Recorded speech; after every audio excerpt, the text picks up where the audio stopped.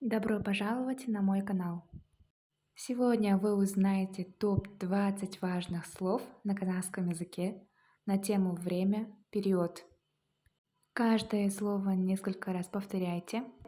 Подписывайтесь на мой канал, ставьте лайки и вопросы оставляйте в комментарии. Күндіз, днем. Күні бойы, весь день, в течение дня. Күн сайын, каждый день. Түн, ночь. Түнде, ночью.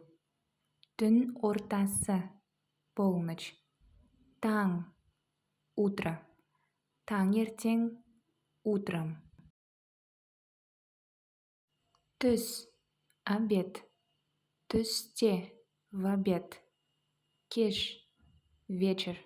Кешке, вечером. Бүгін, сегодня. Ертең, завтра. Бүрсігүні, послезавтра. Бүрсігүні. Кеше, вчера.